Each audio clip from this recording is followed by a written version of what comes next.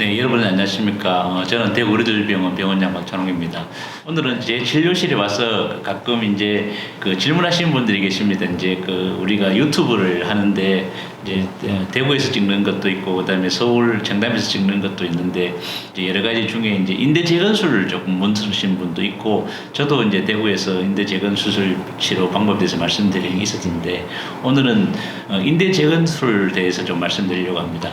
우리가 그 협착증이 있는 경우에 협착증은 이제 신경 내려가는 구멍이 좁아진 거죠. 좁아진 원인은 아주 다양할 수 있습니다. 그 이제 관절 부분에 이제 뼈가 자라서 좁아질 수도 있고 아니면 뼈가 어긋나서 생긴 전이증이 어긋날 수도 있고 그 다음에 황색인대가 두꺼워져서 그 신경을 좁게 할 수 있습니다. 이제 오늘 제가 말씀드리려고 하는 것은 인대 재건술은 이 두꺼워진 황색 인대도 제거하고 그 다음에 뒤쪽에 있는 인대도 제거를 해서 새로운 인대로 갈아 넣는 이제 방법이 인대 재건술입니다. 이 수술은 협착증 있는 경우에 주로 많이 사용하고 협착 중에서도 한 분절이 아니고 다분절이 있는 경우에 그래서 4, 5번이 많이 생기지만 2, 3번, 3, 4번, 4, 5번 여러 군데에 협착증이 있는 경우에 이 방법을 사용을 하게 됩니다. 이 그 인대 재건술은 정말로 간단한 게 절개도 많이 하지 않고 그 다음에 피가 안 나니까 수혈도 필요 없고 그 다음에 이제 정상 조직 특히 이제 뼈를 깎는다든지 우리가 절대로 다쳐야 안 되는 그 관절 부분도 전혀 손상시키지 않게 수술하는 방법이기 때문에 그 황색 인대가 두꺼워지는 경우 한 분절이 아니고 여러 분절에 한 분절 같은 경우에는 거의 우리가 내시경으로 다 치료를 하는데 다분절 같은 경우에는 내시경으로 하기 조금 힘들기도 하고 그 다음에 뼈가 주저앉는 경우도 있고 약간 어긋나는 경우도 있어서 이런 경우는 내시경으로 잘 안 될 수가 있습니다. 그래서 이런 경우에는 우리가 거의 이제 인대 재건술을 사용하게 됩니다.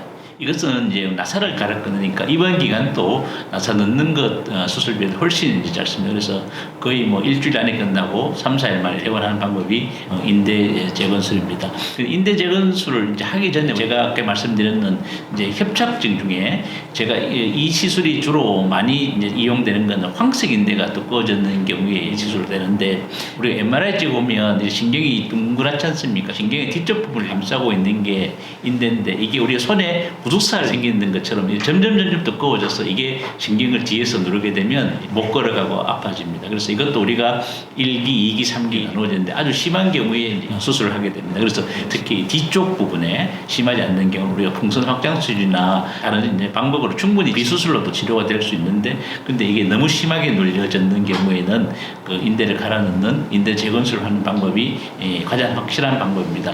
제가 오늘도 이제 외래 보면서 이제 그 인대 재건술을 해야 되는 분을 만나서 설명했는데 이제 이분들이 다시 재발하지 않냐 묻는 게 제일 많습니다. 그래서 협착증 같은 경우에는 우리가 수술을 하면 다 어떤 수술인지 거의 재발을 잘 하지 않는 병입니다. 디스크는 우리가 수술을 해서 디스크 다시 튀어나와서 어떤 경우에는 하루 만에 어떤 경우에는 일주일 만에 다시 튀어나와서 재수술되는 경우도 있습니다. 그러면 주치의도 참 좀 미안한 생각들을 곤란하고 치료받으신 분도 조금 이제 화도 나고 짜증 날 수 있는 것들인데 이 제가 말씀드린 이런 이 방법은 거의 재발도 거의 하지 않고 거의 완치될 수 있는 병입니다. 그래서 그 옛날에는 이제 다분절을 하면 무조건 이제 여러 군데에 나사를 넣게 했는데 지금은 다분절 협착증이어도 황색인대가 두꺼워지는 경우에는 인대 재건술로 하면 나이가 많은 부분을 충분히 건줄 수 있습니다. 그래서 100살 넘으신 분도 이제 수술을 잘 하셔서 회복하시고 뭐 최근에는 우리가 병원을 통계 내보면